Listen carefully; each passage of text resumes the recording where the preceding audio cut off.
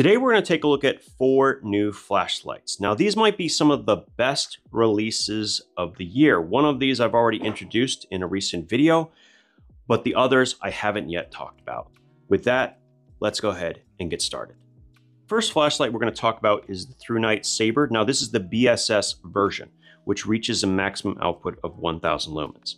I've covered this flashlight on the channel before, and it was fine.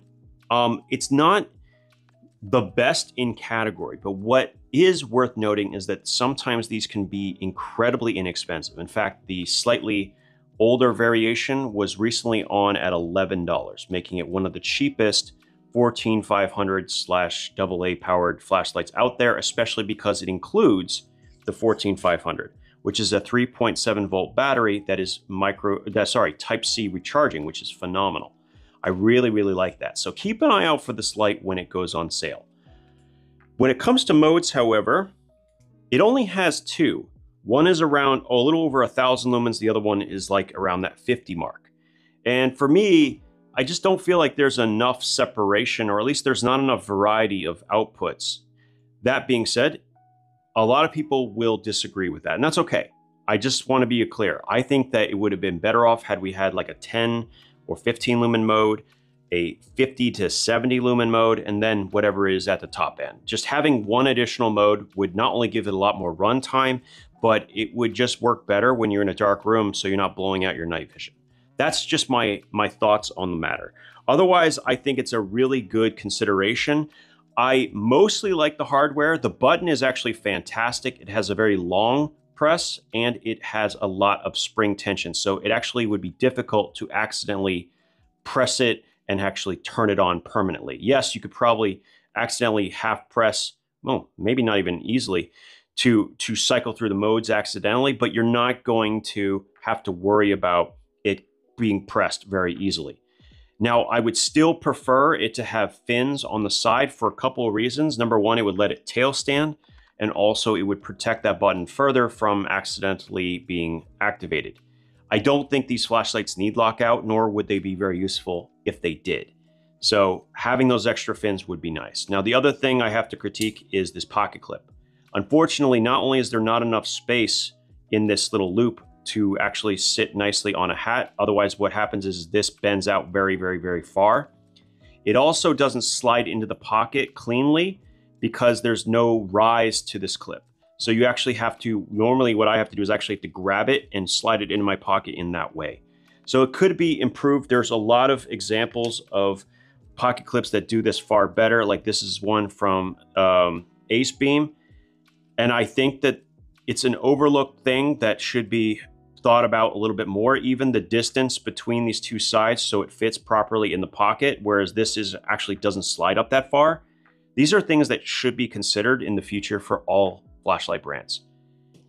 Even with all of that, it's still a great light. Keep an eye out for when it goes on sale because, yeah, it's solid, right? It's not going to be a class leader, but by all metrics I can see, it's a decent value.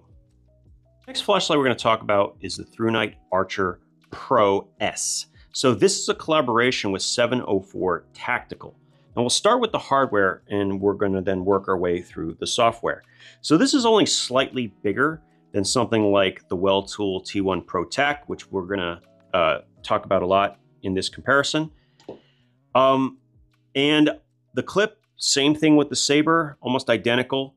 It could use a little bit more space here, a little bit more space here to slip onto both your pocket and your hat. And we need kind of a little bit more of an angle as well so it slips in without having to be lifted. Other than that, it works. It's fine. It's not even the end of the world. It's just a slight tweak that could happen. I love the Neuralink. They've done a great job with that. And yeah, it's a cool light with a Type-C port built into the collar while still maintaining an IP68 waterproof rating, I believe. So that is all very good. Now, this is a rechargeable flashlight. It is not a flashlight that takes a AA. It's built in and you can't remove it. So that's kind of an important stipulation with this light. Now we move on to the tail switch. Now the tail switch here is actually an electronic switch, not a mechanical one. Now there are some drawbacks and positives that come with an electronic switch. So the positive is how easy it is to click multiple times in series. That's the positive. The negative is that it's easy to press, right? The negative is that it usually has a short travel distance and a very soft amount of pressure is required. That's the combination that we're talking about here. And fortunately, that means that this light, more often than not, will have to be locked out if it's sitting in your pocket. Otherwise, you might accidentally turn it on just by bumping it. And it's not that hard to do so, unfortunately. This one is a little bit better than what I found with the TS10 from Workhos. So that is a nice improvement. There seems to be a little bit more distance, but this was a great opportunity to add fins, right? To add fins to protect that button. And it would have also allowed this flashlight to tail stand. So that is kind of important. Now, when it comes to the UI, they actually did a pretty damn good job. So single click will bring it in on whatever mode it memorized last. And when you hold press, now that's telling me it's going down, to the top of the range. It actually has what they call an infinity system. Basically, it's a continuous ramp up and down. So do that, let go. I can go up and down like that. Pretty cool. And select the exact output I want, which is very, very interesting. And I like that a lot. So let's turn it off for a second. A double press will bring it in on turbo, which is over 1400 lumens, which is awesome. Not a super high amount of candela, but so it's not going to reach really far, but still it's a lot of output. All right. Then triple press, of course, is strobe on this. Now, lockout and moonlight. Let's go to moonlight. So moonlight is a hold press, and then you let go. Lockout is even after you depress, after you let go, hold press again, and it will lock itself out. Now, when you press it, you only get a momentary moonlight mode until you unlock the light. There you go, just like that. And then if I hold press, it'll click, and now it's on lockout. Now, I'm not a huge fan of this for a couple of reasons. Number one, if I'm in lockout and I'm hold pressing just to get moonlight, it will unlock the light. If I am trying to go from moonlight, like it is in now, and I want to cycle up from moonlight, I can't do that. So if I hold press here again, of course, I'm going to lock it out. The difference is if you lose something like the Warrior Mini, I hold press, I get moonlight, right? Which is where this kind of comes from. If I let go of the button, then I can cycle up to low, medium, high, and then back to low. That would be better. That would be far better to go from the moonlight up into the Affinity series. When you want to lock this one out, you hold press and don't let go. And then once it turns off, now you're in lockout. That would have been a far better solution than what this is, because it will allow you to instantly access all of the modes starting at the very bottom of the ramp, right? So regardless of what you have set up, you can always go from the bottom and work your way up. That's kind of something that I think a lot of companies need to remember. Look, they're not the only ones. Thrunite has the same problem with the BSS V5, V6, the TN12 Pro.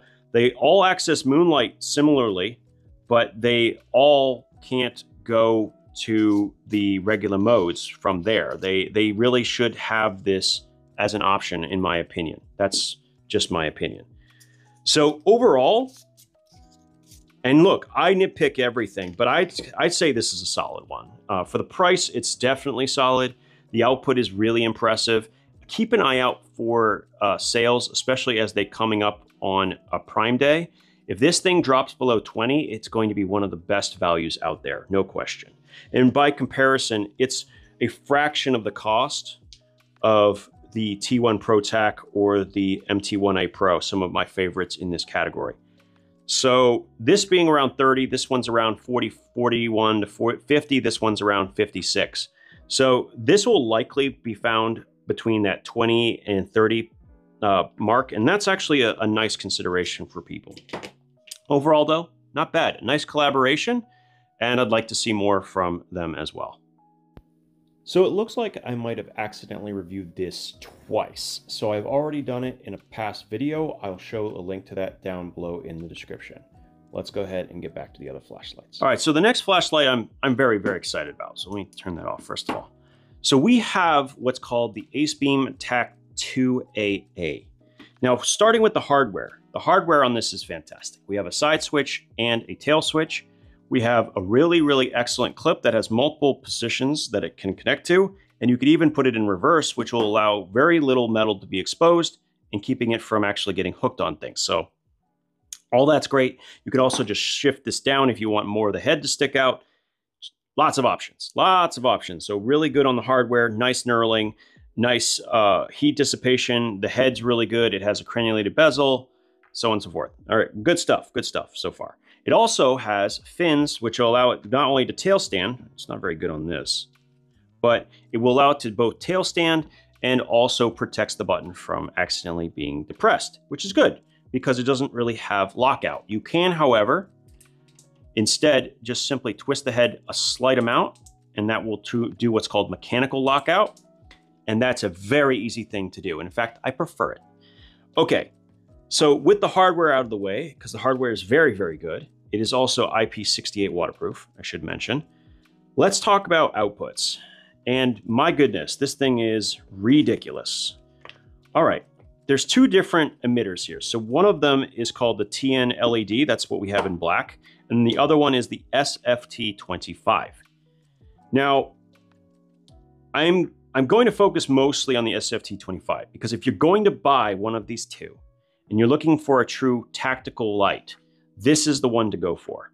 I'll show you why. This is the stats on the SFT25 max candela 23,000 1400 lumens versus the other LED, which has only 8,000 candela relative to its 1600 lumen max. Now, these are some pretty impressive numbers already for what is essentially a AA flashlight, but you would definitely want more beam concentration. That is a very important statistic because it'll allow you to get a center hotspot that will really be effective in reducing vision, like of whoever you're shining it at, okay? So candela is very, very important for that aspect. It's also sometimes better to have a smaller hotspot so people don't necessarily see the flashlight or see you shining the light in the first place. So you definitely want to go with the SFT25. Let me start with that. No question. If you're going to pick one, make sure it's that emitter for sure.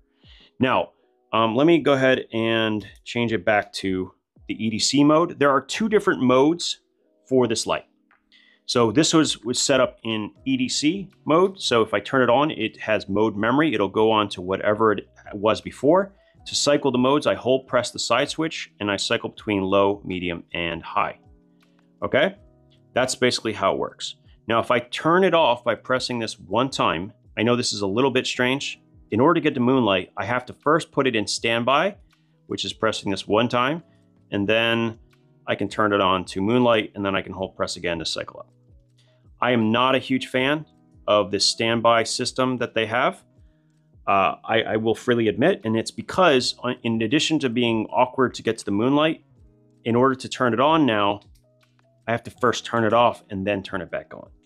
So I'm not a huge fan of the way that functions. Yeah, that's pretty much it. Although the UI is not the greatest when it comes to that. Now, if you switch to the TAC mode, which is holding the side button and then pressing the tail, now it's always coming on turbo, that's when things get a lot better. And that actually was what makes this a true tactical flashlight. So this is already set up in that manner, and check out, I mean, it is wild how bright this light is. I need to get some beam shots. We'll do a video where we do beam shots of a lot of different flashlights because it's just a pain to do it every single time. But trust me when I say this thing is wild. It's absolutely wild. 23,000 candela on this light. 23,000 candela versus, I mean, everything else in the market. Even the Nightcore, which was one of the top performers in this size category, even this gets outshined, literally. 4,000 more candela, 400 more lumens on top of it. So radically different. And not only that, this is not a TAC flashlight, this actually is, because it always comes in on turbo no matter what. Now, while you're in TAC, and this is worth noting, the side switch kind of works similarly. So you turn it on turn it off with a side switch, then you can hold press for moonlight and so on. But once again, we have an issue, because if you're looking for it to be tactical and you press it once, nothing's going to happen. You have to press it twice. It's so weird. I don't know why that is. My recommendation is to not worry about the moonlight when you're in the tac mode. I would press it on a turbo, and then I would cycle through to the mode you're looking for, and then turn it off with the tail switch. That way you always have access to turbo whenever you need it. Quite often, the only thing holding back any particular flashlight in my reviews is the UI. I think this video is a great example of that. So many incredible flashlights with great hardware, but just being held back by one or two aspects of their user interface. This is another example, but unlike many of the things that we've talked about before, the fact that we still always have instant access to turbo gives a huge thumbs up from me, right? I'm okay with that. I understand the annoyance of everything else. There are better options with UI, but when it comes to the flexibility of being able to use AAs, this is a really, really good option. And if you look, there are lower modes available that wouldn't be available with something like the MT2A Pro. You have a 1.5 lumen mode with using the included battery.